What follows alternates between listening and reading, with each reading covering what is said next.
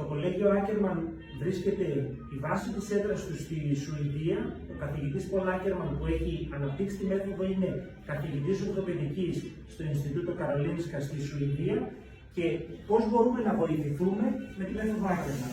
Η μέθοδος Άκερμαν είναι μια μέθοδος ολιστικής θεραπευτικής παρέμβασης.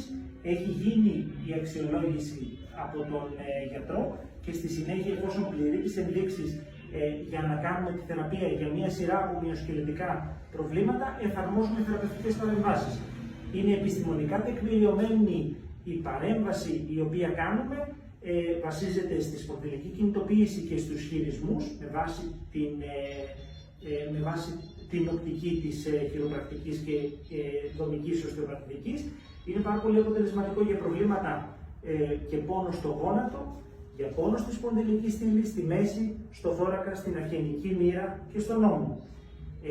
Η κυρίως θεραπευτική παρέμβαση έχει να κάνει με ειδικές κινήσεις που κάνουμε με τα χέρια μας. Για παράδειγμα, αξιολογούμε το φυσιολογικό εύρος κίνησης της αυχενικής μοίρας. Ωραία.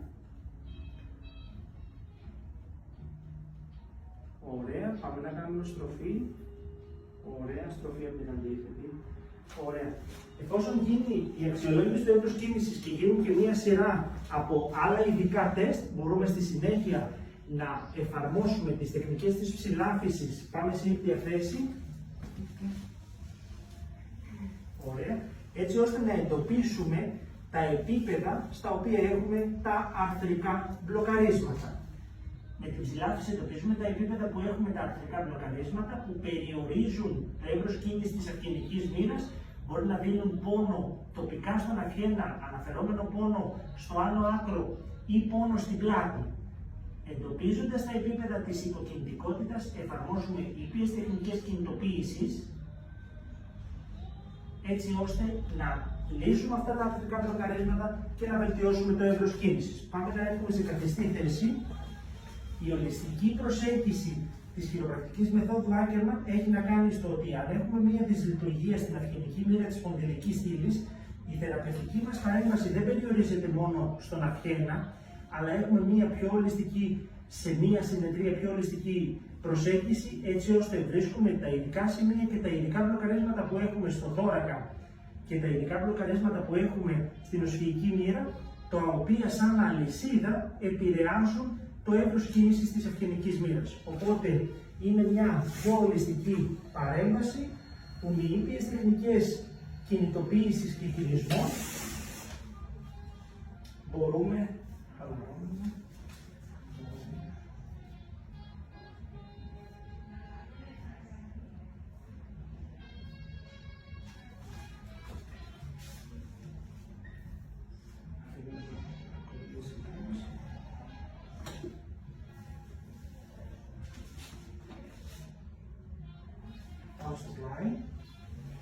βελτιώνουμε οπότε τα μπλοκαρίσματα της θωρακικής μοίρας, τα οποία μπορούν να επηρεάζουν την κινητικότητα του αυχένα και αντίστοιχα, με βάση την αξιολόγηση που έχουμε κάνει και βρίσκοντας τα αρθρικά μπλοκαρίσματα στην οσφυγική μοίρα,